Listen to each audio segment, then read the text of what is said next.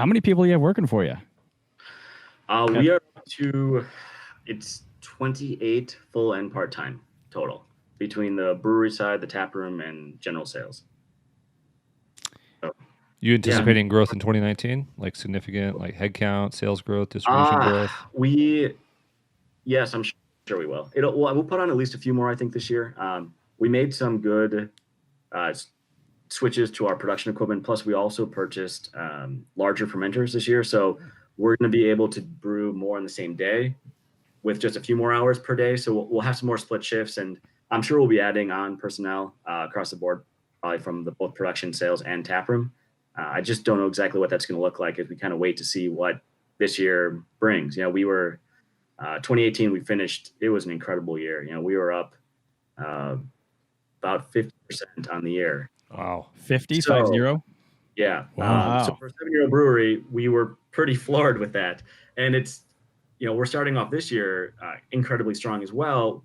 But we'll see once summer hits. When we get into the full swing of things, what that really means, and then we'll start making some of those good choices of what do we need to make sure that we can take care of the product and take care of everyone. Great. How many states do you guys distribute to right now? Wisconsin and Illinois are the two. Wow. Okay. Now we're the lucky ones. Yeah, we are the lucky ones. Yeah. Thank you. Yeah. Yeah. Thank you very, very much. I wanted to ask a little bit about the business side of this. I mean, when you decided, okay, I'm going to open a brewery, like I said, I had actually looked into it rather seriously, did research and stuff, and then it's like, I'm not willing to gamble that. I mean, it does seem like it's a gamble at this point, and craft beer is, I mean, everybody every year says, oh, it's coming down. I don't really know either way on that, but it's not an easy business, No, and it's extremely competitive, expensive to get into, or it's very expensive to even get into. So, I think that was our biggest obstacle when we were trying to, put a business plan together. It was the necessary capital just to sort of get off the ground, and can we afford to, sort of take a hit the first couple of years as we build up awareness and production, and I think we were mostly just kind of scared off by the initial investment just to get going. Yeah. So where was your mind at when you decided I'm going to do this? I mean, did you have family you had to convince and talk into? Did you sleepless nights? We were one of the rare cases that we don't have any outside investors. We have a traditional bank that has financed our entire operation. I was lucky enough that before this, when I worked with the family business, I got to do a lot of amongst other things, financial projection planning. And thankfully, my numbers year after year were very close. So when I went to the same bank and banker and said, thinking about starting a brewery, here's what I have, he kind of knew that it wasn't just a napkin paper scratch, and they were willing to talk with us about it. So they were willing to finance that first brewing equipment, kegs, anything that, frankly, if we failed, they could sell and not lose their shirts on. We just had to more or less cover any kind of working capital, ingredients, things like that. And we were able to do that because it allowed us to,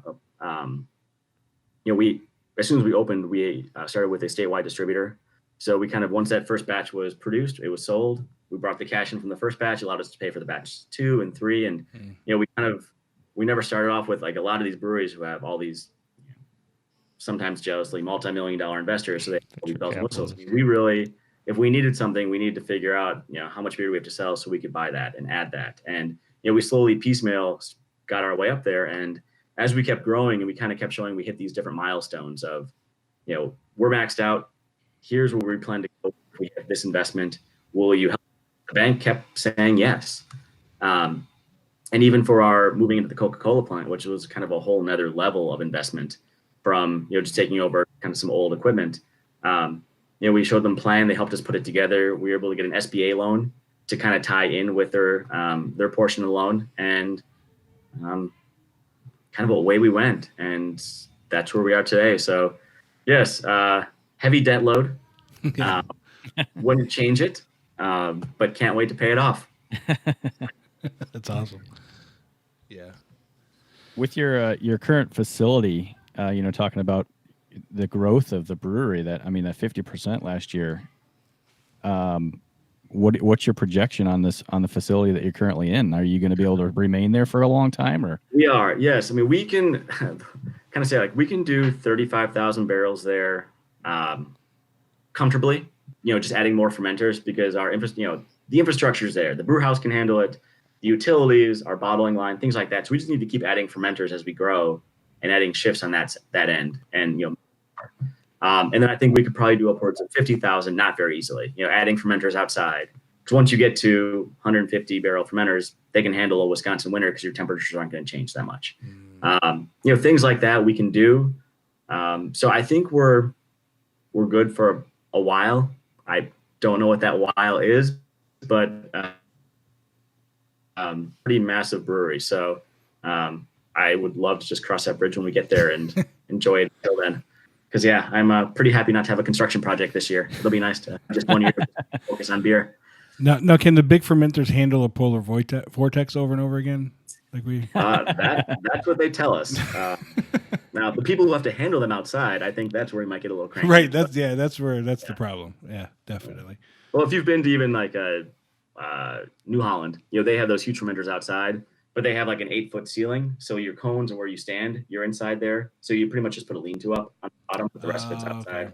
So, probably something like that. So we'd still have a little climate control and ease.